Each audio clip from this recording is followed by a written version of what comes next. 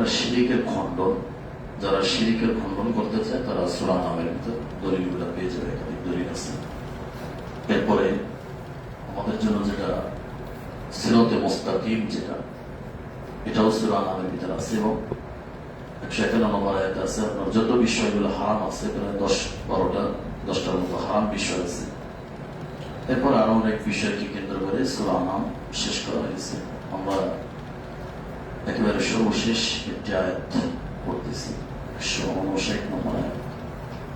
আল্লাহ রাব্বুল আলামিন বলছেন যে হাল ইয়ানজুরুনা ইল্লা আন তা'তিয়াহুমুল মালাইকাতু আও ইয়া'তি রাব্বুকা আও ইয়া'তি বা'দু আয়াতি রাব্বিক। আমার কাছে যখন আমি পড়ছি তখন আমার কাছে যেমন লাগছে আমি ওইটাই আপনার কাছে শেয়ার করবো। তো আল্লাহ রাব্বুল আলামিন, হয়তো আমরা কোরআন অনেকে পড়ি, বুঝি না, আবার বুঝলেও বোঝার মতো বুঝি না।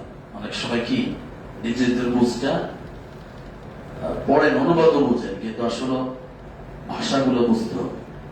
কারণ আমি একজন ব্যক্তি, আমার কথার ধরনটা একরকম, আপনি একজন ব্যক্তি, আপনার কথার ধরনটা কি এক এক রকম।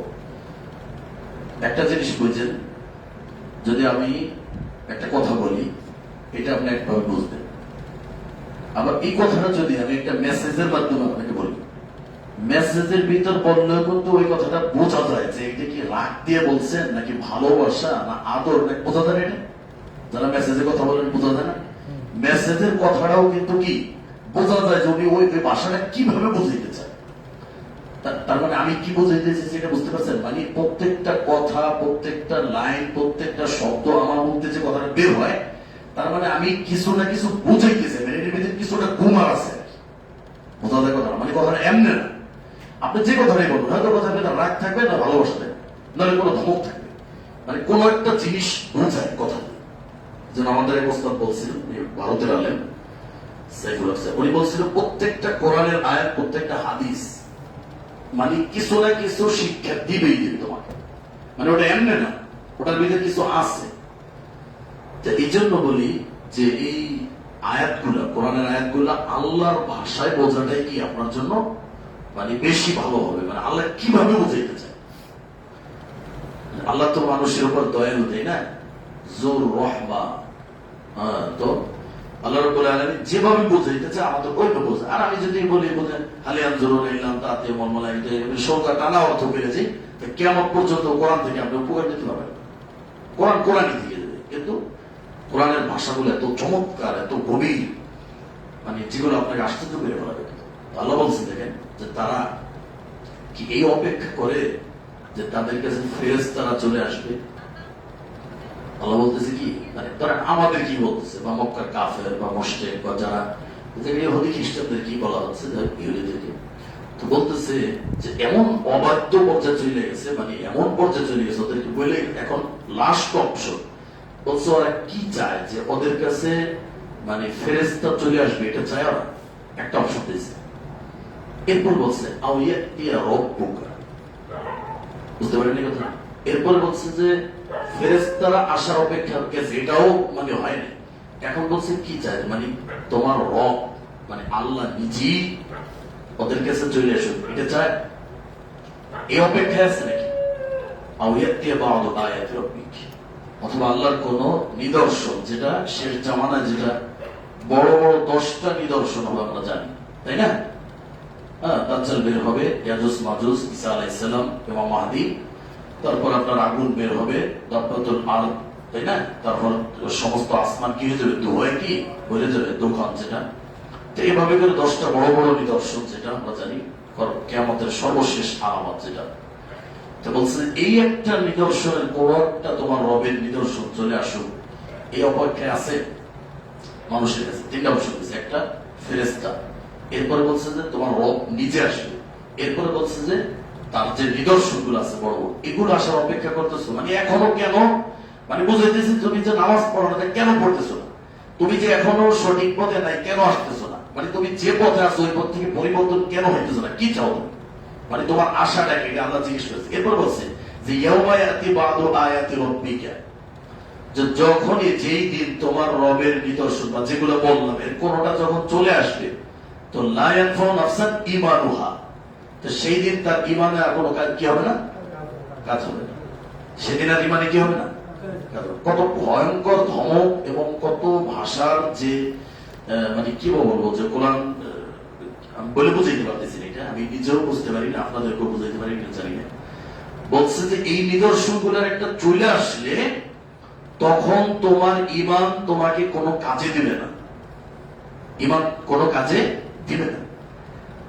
লাম তাকুন আমানাত মিন ক্বাবলু, লাম তাকুন আমানাত মিন ক্বাবলু, মানে এর পূর্বে যদি ইমানটা তোমার না থাকে, ফেরেশতা দেখছো বা কোন নিদর্শন দেখছো, কোন ভয়ঙ্কর দৃশ্য দেখছো, বা তোমার রব চলে আসছে, যাই হোক, এগুলো দেখার পরে যদি ইমান না, এর আগে যদি ইমান না থাকে, তাহলে ওই অবস্থায় ইমানটা কি হবে না, দাজ্জাল বের হয়ে গেছে, এখন ইমান যে দামেশকে বের হয়ে গেছে মসজিদ থেকে, আজকে সুন্দর হয়েছে বদরের সময়, বাস একবারে সেজদায় পড়ে গেছেন, সারাদিন আর উঠেন, তাহলে সেজদায় কি হবে না, কাজ হবে না। তারপর আপনি 100 বছর বাঁচেন, কাজ হইব না, ওর আগে ইমানটা তৈব।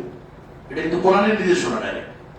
এই আয়াতটা খুবই চমৎকার, একেবারে সূরা নাম 159 নম্বর আয়াত, সবাই পড়বেন এটা, তাফসীর সহ পড়বেন, তাফসীরে যেভাবে লেখা আছে আপনাকে আপনার মতো করে একটু বুঝেন। তো বলছে যে এর আগের ইমান যদি না থাকে তাহলে কাজ হবে না, খুব ভয়ঙ্কর বিষয়।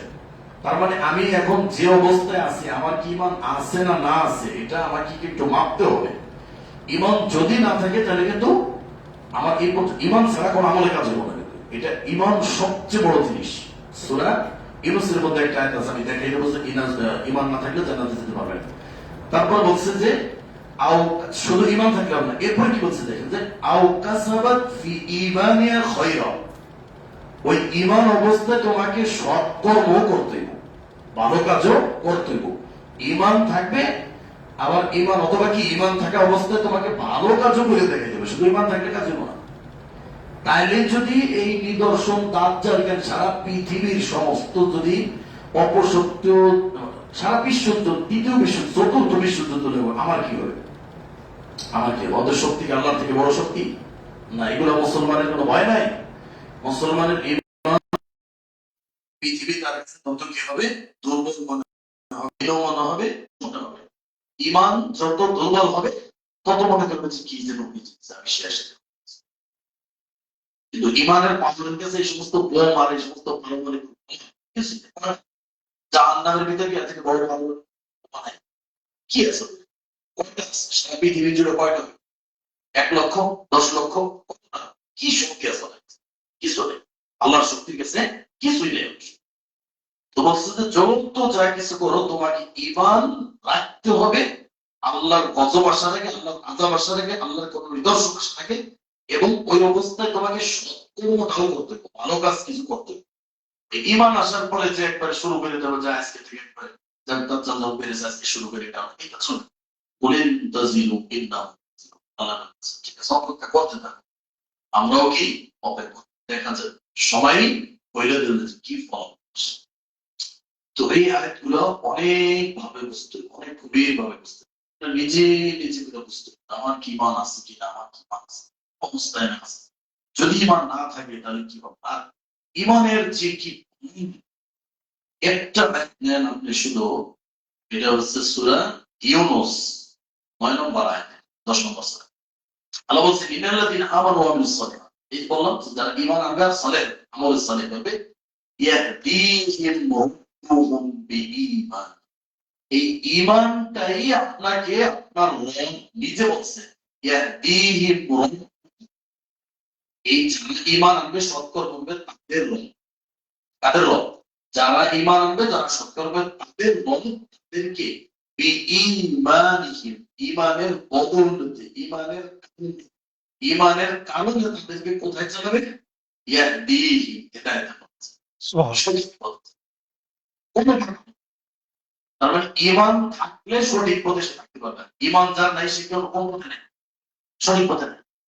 তো যে সঠিক পথ থেকে বিচ্যুত, বলতে হইব সে বেঈমান। কোরআনই বলে দিতেছে ও বেঈমান, অপরষ্ট মানে কি, ও বেঈমান, ওর ঈমান নেই। এরপর আল্লাহ বলছেন পুরস্কারটা নেন কি, তাজরি মিন তাহতিহা, আল্লাহ ওই যে সেই জান্নাতটা দিবে, সেই জান্নাতের নিচ দিয়ে কি ঝর্ণা প্রবাহিত, এবং সেই জান্নাতটা কি, ফি জান্নাতিন নাঈম, জান্নাতের নাই মানে কি? এমনি তো জান্নাতুল মাওয়া আছে, তাহলে জান্নাত আছে, কিন্তু জান্নাতুল নাইম এমন নিয়ামতপূর্ণ জান্নাত, আমি তার সবকিছুই নিয়ামত পাবো। ওটা ঠিক নয়, ওটা আলাদা। ঠিক আছে না? এরকম ভাবে একটা জান্নাত দিবে, শুধুমাত্র কিসের কারণে? একটু ঈমানের। তো একজন ঈমানদারের অনেক মূল্য, আর ঈমানের কি আল্লাহ অনেক মূল্য। তবে ঈমান দিয়ে সফল। আল্লাহ আমাদেরকে ঈমান অবস্থায় এবং সর্বদা সৎকর্মের সাথে যেন আল্লাহ রাখে। আমিন আমরা ঈমান নিয়ে যেন আল্লাহর কাছে যেতে পারি। আমিন।